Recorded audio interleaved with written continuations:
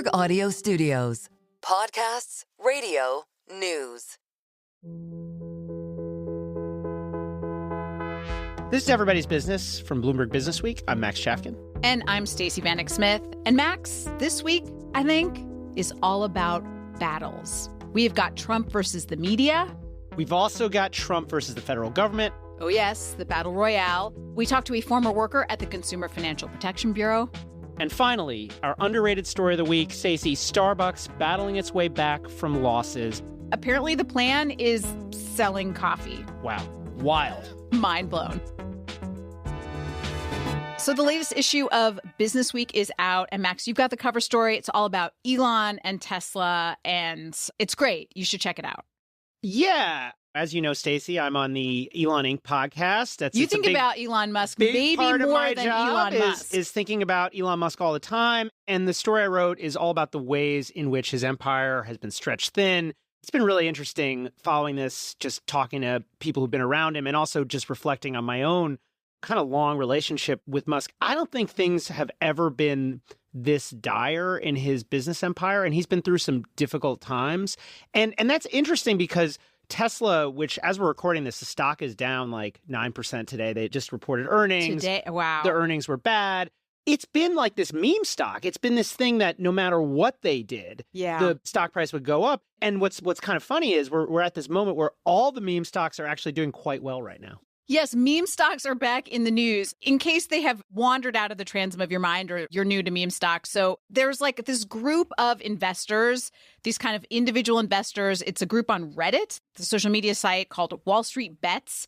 And they kind of pick stocks and they all kind of band together and buy them. And it's to counteract the big short sellers of the world who will often target companies they think are failing. They'll bet on them failing. And so Wall Street Bets comes in and they're like, no, we love these companies like GameStop, AMC Theaters. These have been kind of the big ones. Roaring Kitty was sort of the leader of this Tesla, group. Nvidia, a lot of companies you've heard of too have been part of these dynamics. But like right now, there's some new ones. There's some new meme stocks. All right, listeners, get out your Robin Hoods. No, just kidding. But Beyond Meat, which is like the fake meat company, Kohl's, the ailing department store. I always thought of Kohl's as like the worst department store in my town. But I guess I think a lot of us did. That was like in the 1990s. But anyway, Kohl's is soaring. And then one other, Stacey. Krispy Kreme.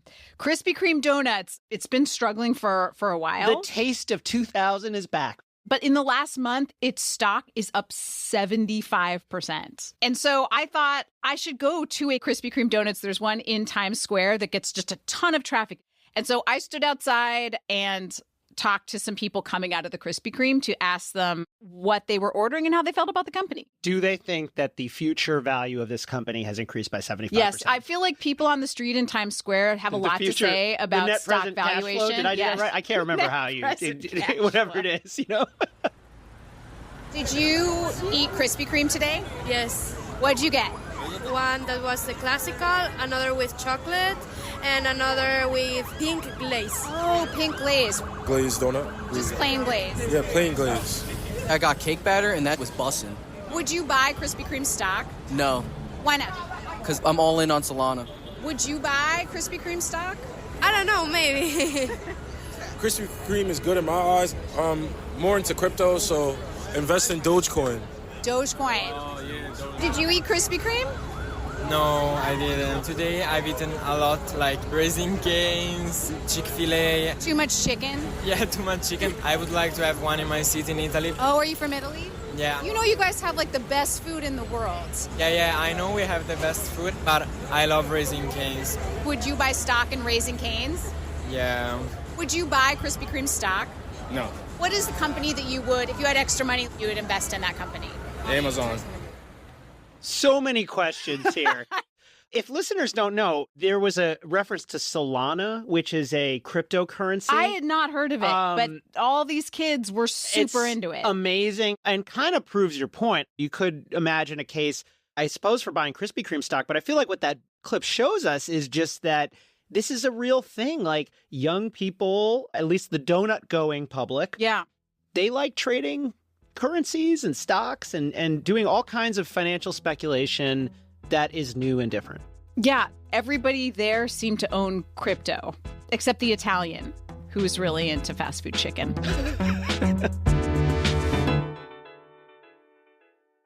All right, Stacey, the big news in media this week has been CBS's decision to cancel The Late Show. This is Stephen Colbert's 11:30 show. This is the show that David Letterman created in 1993. Most popular show in that time slot? Yeah, this is a business story, of course, because broadcast TV has been a declining business, but it's also a political story because, as you probably know, and as most of our listeners know, Donald Trump has been on this revenge tour, basically going after everyone in media. Trump versus media. Who was 100%. mean to him. We've seen 60 Minutes pay a $16 million settlement to Trump for what most people in the media anyway see as a pretty normal interview with Kamala Harris, former presidential candidate. Which is edited differently. Yeah, exactly. We had this passage of a bill that cuts funding to the Corporation for Public Broadcasting. That's the group that funds NPR. Yes, NPR, where I spent most of my career. And the latest thing, of course, is Donald Trump suing the Wall Street Journal for, I believe, $10 billion. That having to do with a report on the president's alleged connections to Jeffrey Epstein. So we had this battle, media versus Trump, but also media maybe against its own declining business.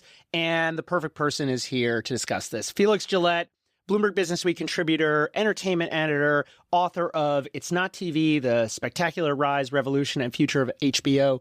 Felix, how are you? Good. Hi, Felix. Hey. Thanks for joining us. Felix, the cancellation of Colbert's show, I think, surprised a lot of people. I mean, you saw it even in the audience reaction when Colbert told them that the show was getting canceled. As Stacey said, I don't think the ratings, you'll have to enlighten us, I don't think the ratings were awesome, but they also weren't terrible. Were you surprised by this? Well, the timing of it is a little sus, as you would say, as the kids would say. Yeah, Shari Redstone, the controlling owner of Paramount Global, is still trying to get this deal done, to merge it with SkyDance, to cash out finally, to get out of the media business. This is would be this mega merger. Mega merger. It's an $8 billion deal. It's been just basically waiting for the FCC to sign off on it. And just so people know, Paramount owns CBS, which airs The Late Show. Yes. 60 Minutes. Yeah, 60 Minutes. Why would you want to have to can Stephen Colbert? In theory, this would just be another way to placate Trump. It's another one of his critics, someone he doesn't like. Oh, we're getting rid of him. And they're waiting for Brendan Carr, the head of the FCC, who's close with Trump, to finally give regulatory approval for this deal, which has been stuck in limbo. It's not good for the company. The media landscape is changing every day. It's evolving. They're kind of stuck in this awkward position, waiting for this deal to get approval. They've settled the CBS lawsuit, which legal scholars have said had no merit whatsoever. And so this could be seen as another thing to do to try and get this merger approved. But I will say there's been no smoking gun yet so far for people that have really dug into this. Smoking gun about? In terms of Shari Redstone or David Ellison, who are trying to get this merger done, stepping in and saying, what else could we do to get the deal done to make Trump happy? Let's get rid of Colbert, right? There's been nothing that definitive. Showing there was an explicit decision. Link between politics and this decision.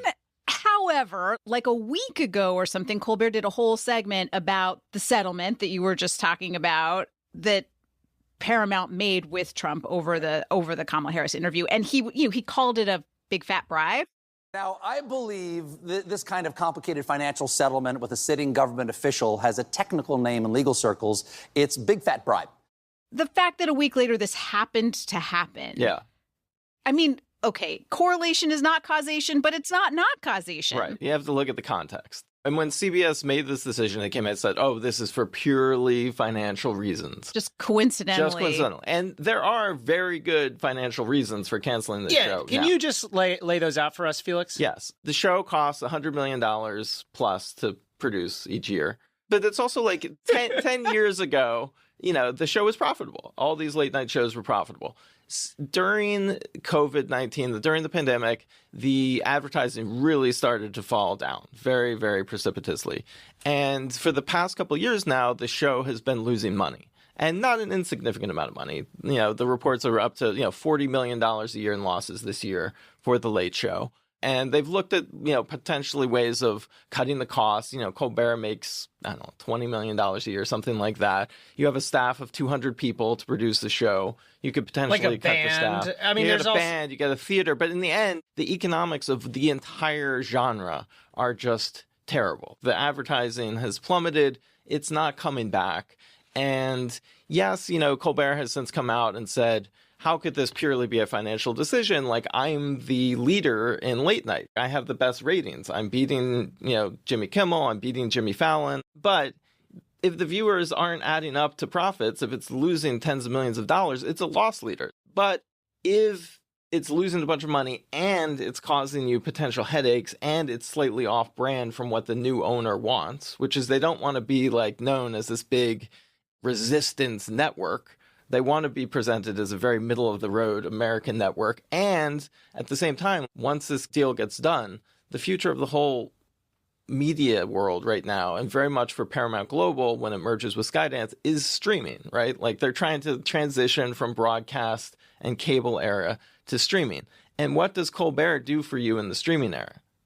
Well, the answer is he does nothing, right? These shows have not been able to make that transition from broadcast and cable to streaming. I mean, a bunch of people have tried, but for whatever reason, that comedian-hosted late-night talk show format has not transferred in the same way that almost every other genre of show has made it over to streaming. Right. I think anyone who's worked in media for a long time knows that media companies don't make decisions that are purely political or purely business, right? They'd be willing to endure the ire of President Trump, I think, if it was minting money. And part of the issue is it's hard for an executive to justify a show that is losing money and is creating political problems. Yes.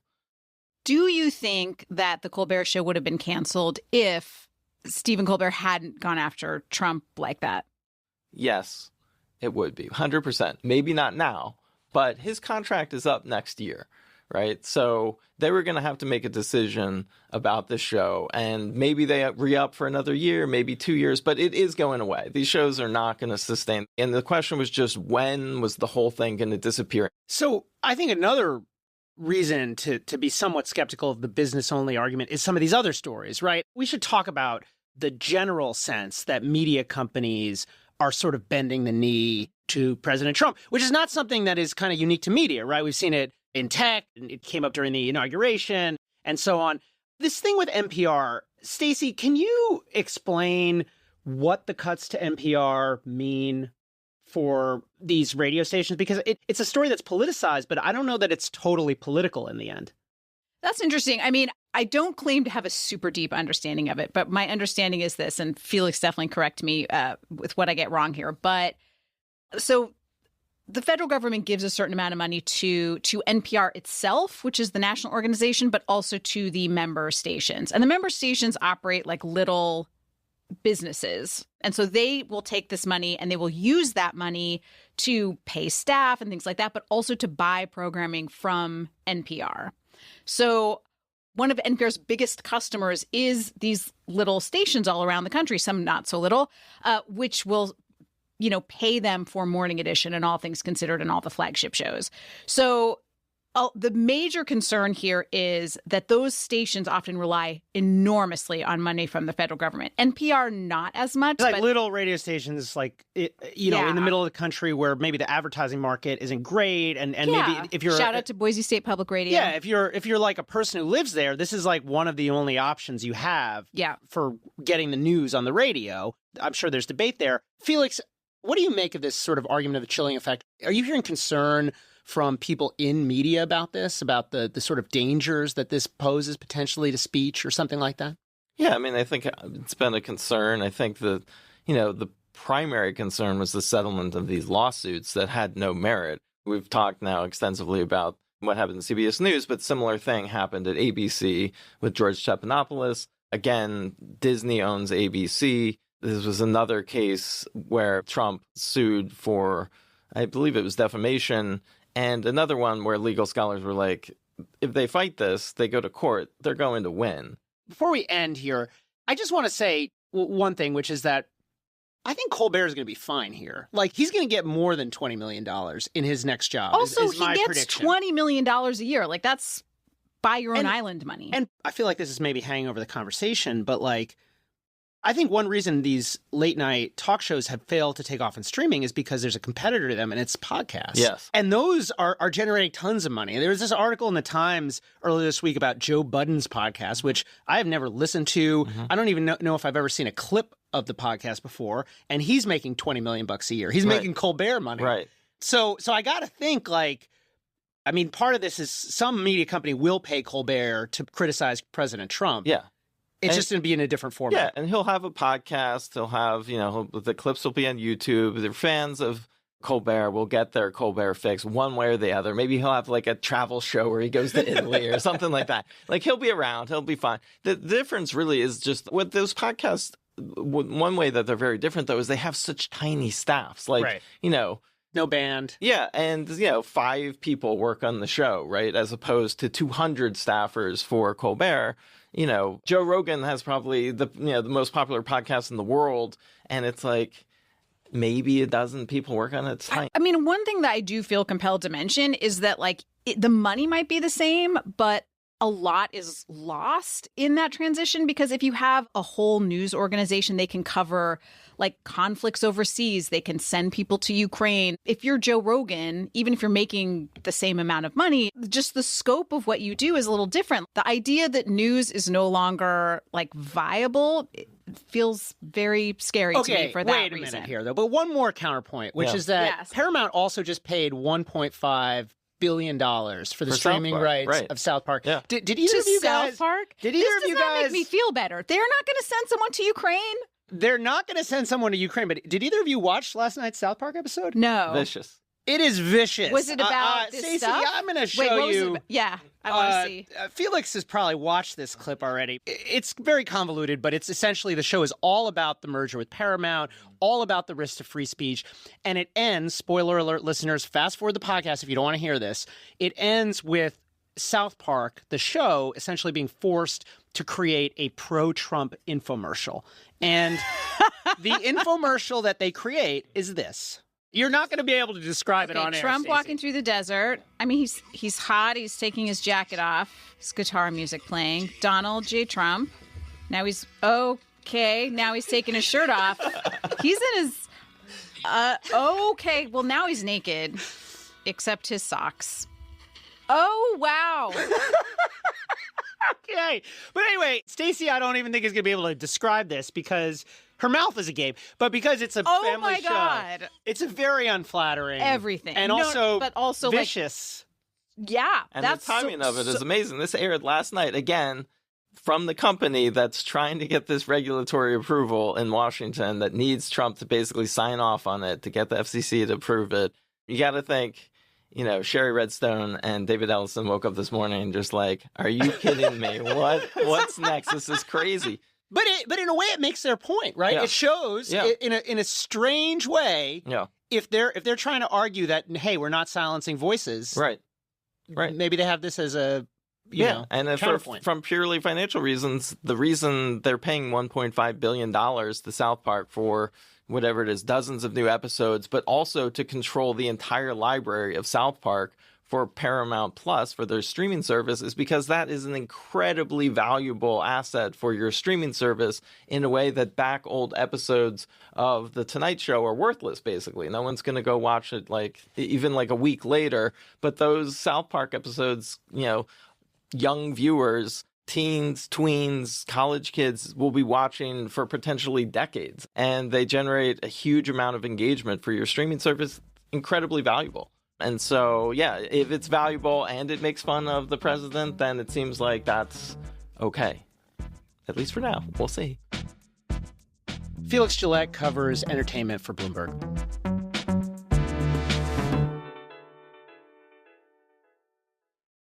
So obviously, Max, Trump versus the media is a big battle going on right now. But I would argue maybe the biggest battle going on since Trump took office is almost Trump versus the federal government. And you have covered this a lot. Yeah, I've been covering this all year. And this is one of those stories that kind of, I think, receded to the background for a lot of people because Elon Musk was sort of at the center of it. Remember, he created this thing called Doge, the Department of Government Efficiency. Grabbing headlines every 5 minutes. He was like running around and chainsawing the federal workforce. And that was a big part of the story I just wrote for Business Week. And he was kind of bounced from the White House. And I think most people have assumed, okay, Doge is over, right? It turns out that, no one liked what Elon Musk was doing, and this kind of attack on the federal workforce had come to an end, which I think is politically what Trump was going for, because that was very unpopular. The problem is, Stacey, it is not really true.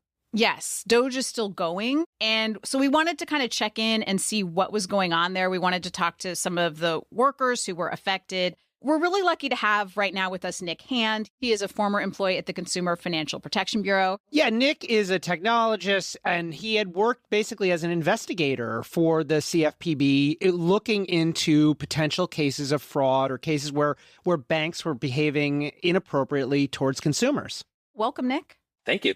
I'm happy to be here. So you lost your job at the CFPB under Doge. If you don't mind, take us back to the moment when you found out you lost your job. Like, how did that happen? Well, first we got locked out of our accounts in mid-February. I was at home. It was dinner time for the toddlers in the house. So I was cooking dinner for my kids and got an alert on my phone that I had to sign back into Outlook, which was not a good sign, and tried to do that, realized I couldn't. And then about an hour later, got an email, a standard form letter to my personal email account that said that I had been terminated due to the executive order from President Trump.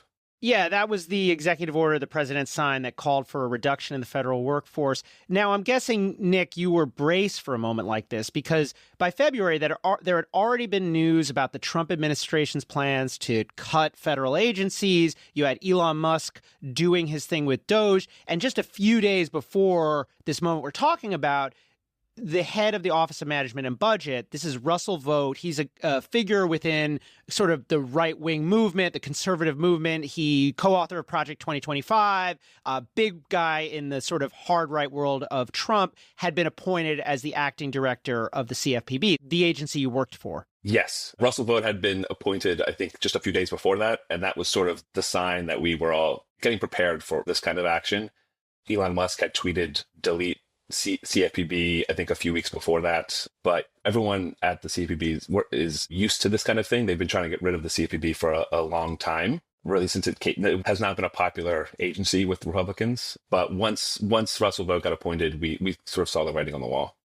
Nick, tell us about some of the work you were doing at the CFPB. You were a technologist. What does that mean?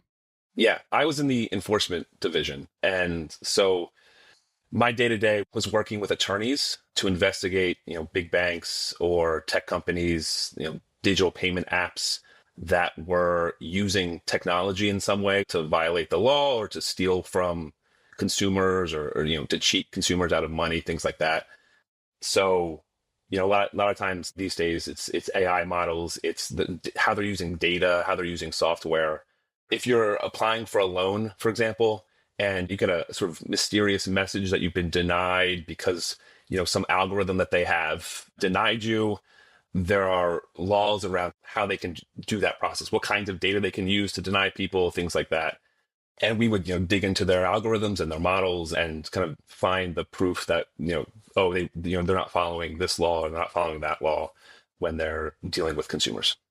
Nick, there were a lot of enforcement actions that I guess over the last few months have been dropped or paused and so on. I'm kind of curious, can you tell us like which one specifically you were working on? Or... Yeah, I can. Yeah, you're exactly right. I think it's been more than 20 now have been dropped. These were cases that were brought 2024, 2023 and have been since dropped. One of the cases I worked on was a case against the banks who created the Zelle app. The money transfer app, essentially. Exactly, yeah. And we, alleged in that case that we brought that these banks, launched this product. They weren't the main player in the space when they launched it. Venmo was, and they sort of launched it without the proper controls in place, the proper safeguards to prevent people from, being scammed or defrauded. And it cost consumers hundreds of millions of dollars that they got, defrauded out of. They weren't reimbursed for it.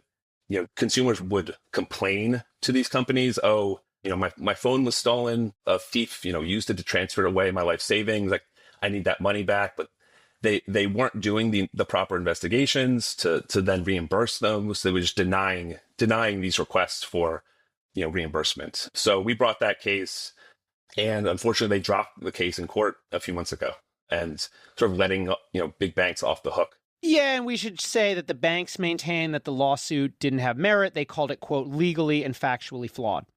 Nick, you mentioned there's been a contingent of both Republican politicians as well as lobbyists who really hate this thing. On the other hand, a lot of the stuff that the CFPB has been involved with has been, I think, pretty popular and matters to a lot of people. I'm kind of curious, just you're I think like a lot of people in government, right? Like, you are a well-educated guy who had a lot of job opportunities, I think, right? Do you have a PhD maybe in astrophysics? I do, in astrophysics, You yes. have a PhD in astrophysics? So that's a good job. As I understand it, physics PhDs are very employable. I mean, I know that the technology job market is not quite what it was maybe 5 years ago, but, there's a time when people with your qualifications were getting like massive job offers from the likes of Google and Facebook and so on. And I'm just kind of curious kind of what prompted you to go into this work and like why you went into this in the first place. Yeah, you're right. A lot of my graduate school colleagues went to work for Facebook or for Google. I went to... Yeah, you could have been working on the algorithms that the CFPB was trying to regulate. It's true. But, pretty quickly I saw that these companies were just like hoovering up data and, working every day to make Mark Zuckerberg more money didn't seem like something that I wanted to kind of dedicate my life to.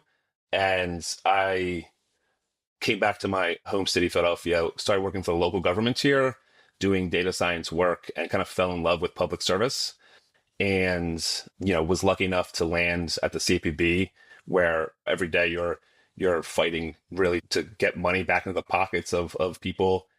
The agency has returned over $20 billion directly to consumers since it was created, which is kind of a shocking number. It's one of the most efficient agencies in the federal government. And, not only do we get that money back, but they stop that behavior, moving forward. It's banks, overdraft fees, it's mortgage companies. If they, mess up your mortgage, people can lose their homes. This is how the agency was created in the aftermath of the Great Recession. Payday lenders, and increasingly it was, tech companies, these digital payment apps. And we were trying to supervise those companies as well. Now, shortly after you received this email, you got reinstated. Can you talk a little bit about like what that moment was like? How much time went by and what happened? It was, very strange. I think I was laid off for about 6 weeks. It was just long enough to kind of go through the unemployment process and got reinstated. Of course, I had mailed my computer back, mailed my laptop back, my ID card, all of that. So it actually took them another 2 or 3 weeks to send me my laptop back. So I was sort of being paid to do nothing for the first 2 or 3 weeks. It was sort of the model of inefficiency, if you will. It was just really an insane process. And then I'd been reinstated. I think I was back for about a month or so, but had already gone through the process of applying for jobs and all of that, and ended up putting in my 2-week notice and taking another role because, I didn't have a lot of confidence that I would stay employed at the CFPB. They tried to fire 95% of the agency the day that I gave my 2-week notice. That was stopped by a court and is still stopped by a court. So people are still employed there. But I was at the time optimistic that I would stay employed for the long term. We heard a lot on the outside about how Doge has operated, but I'm wondering what it was like for you and your colleagues watching it happen to your own agency. It was sad. It was frustrating. Everyone who works there does such good work. Really, everyone is necessary. And to have people come in and not understand what the agency was doing, not understand a lot of the functions were mandated by law that they were trying to get rid of, was just really unfortunate and shocking a lot of times. I mean, some pretty shocking testimony came out in the ongoing court case about how they wanted to reduce the agency to 5 guys in a phone. 5 guys in a room. Yeah. Or 5 guys in a phone. Yeah, in a room. Yeah. So It's just a complete lack of acknowledging that people at this agency are humans who are doing good work, but also this agency is just on the side of ordinary Americans. So it's just everything they were trying to do was just hurting, ordinary Americans. I mean, what's weird about the CFPB, and I think it's one of the reasons it's gotten attention, one of the reasons I focused on it in my own reporting. Nick said this already, but it wasn't that they tried to make it more efficient. They just tried to get rid of it altogether. So it was in certain ways the most extreme version of Doge. Yeah, and from the start, it was obvious that the goal was to just completely shut out the agency, as much as possible without the input from Congress. Weird side note, also, CFPB is not funded by the U.S. It's funded by the Fed. So it's not congressionally funded. I mean, this opens up a whole other can of worms, but it doesn't really cost taxpayers, at least not directly, money. And I think you can make an argument, Nick's making the argument now, that, it probably makes money for taxpayers with these reclaiming settlements and so on. Yeah, that's exactly right. It costs taxpayers nothing, and it just returns a lot of money to them when you get screwed over by your bank or by your mortgage company, for example. We've touched on Elon Musk a couple times in this conversation, but I just was thinking about the fact that, you mentioned Facebook, right? But you could have probably got a job at SpaceX, right? Your background, astrophysics PhD, he loves hiring those, right? I'm just kind of curious if you could say something to him now about this, or could have had a chance to say something to him, what would it have been? That's a great question. I don't know if I have something pithy to say to him. It's very clear to me that this was never about fixing government. It was about power, his corporate interest and things like that. His app, he's trying to turn it into a payments app. That he filed, for something called X Payments, and that they're supposedly launching this year. And, the CFPB, they would be the regulator who would regulate that payment service. To make sure people don't get, defrauded, you don't get scammed. I mean, there's already a lot of scammers on X. And, if you you introduce payments, people are sending money around. It could be rife for fraudsters and scammers. And the CFPB would be the government agency that was tasked with ensuring that they had fraud controls and they were following the law, in terms of consumer protection. That was Nick Hand, astrophysicist and former employee at the Consumer Financial Protection Bureau.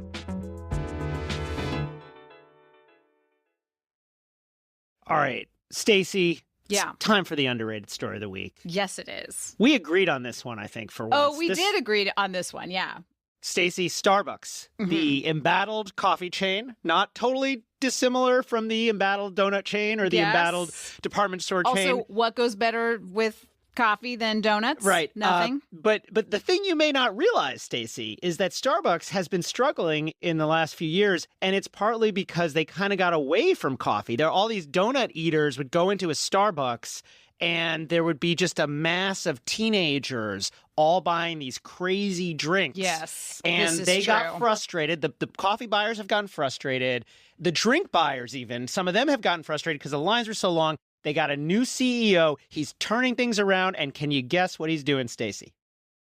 I know that he's trying to make the stores nicer, having people write on the cups with Sharpies again, kind of bringing things back to where they started. Re-emphasizing coffee. He's like, guys, Starbucks? We're a coffee company. We make coffee. And we should say that this is a Business Week story that just came out, how Starbucks CEO plans to tame the rush hour free-for-all. This is Brian Niccol. He is known as the guy who turned around Taco Bell and then moved from that great success. He introduced the Doritos Locos Taco, which... Okay, well, that was a stroke of genius. Yeah, exactly. He moved on to Chipotle, helped them recover from the incident where they were accidentally wrapping E. coli up with their burritos, making people sick. And now he's here to fix Starbucks. The problem, I find this fascinating as someone who used to go to Starbucks a lot, used to have a lot of love for Starbucks. Me too. And I guess people who spend time there know this, but Starbucks, especially during the pandemic, did this huge business in having people order stuff on their phones. And it kind of just totally screwed up their business because it taught everyone to order these insane like the YOLO drinks. I don't even know what these things are, but it's like a red thing and it's got like a cold foam. The unicorn drinks, they went viral. They would like film videos on TikToks. There were like really beautiful kind of ice creamy drinks. And these drinks are awesome. At least some probably like 12-year-olds think they're awesome. But like they're really hard to make and they take a really long time to make, which is okay maybe in the pandemic era when you're ordering on your phone and maybe you're like not working that hard. And you also want to film yourself drinking something viral. But terrible during rush hour. What's so funny here is, okay, so it's like all the obvious stuff, the coffee, having the workers write little nice notes on the cups. They're sort of imposing more of a dress code, I guess. They're basically trying to make Starbucks feel like the way probably someone Brian Nichols' age maybe thinks of when they think of Starbucks. People who are seasoned and correct in their thinking, in other words. But it hasn't gone that well yet. The story has a funny line about a misstep where during pumpkin spice season, and listeners may remember this, they not only had pumpkin spice, but there were 8 other apple and pecan flavored drinks. 8? Yeah. That's a lot. And like some of the things they even still have still sound like pretty complicated to me, like borderline Mad Libs. Like I guess one of the new ones is sugar-free vanilla latte with banana protein cold foam. So like, which I guess is what people want. And so I don't know how you go back to coffee protein when people want the foam? banana protein cold foam. Oh, it's the protein thing. Yeah, it's protein. This is the macros in that. Protein's having a moment. Well, I will tell you this. As someone who used to go to Starbucks a lot, it just takes so long to get coffee now. And they're all like all these crazy fancy drinks that are going out. And the orders take a long time and are sort of mesmerizing. The weird thing is they're talking about going back to coffee, but I think maybe they're wrong here, Stacey. I think maybe the core identity of Starbucks, even, but this is sad for me as a coffee drinker to admit, it's crazy drinks. Like crazy. They just need to go crazier. Just make them more expensive, make them more involved, more cold foam, more weird protein. Long lines outside the shop. People love a line in New York. It's going to be the Kohl's of coffee shops. No.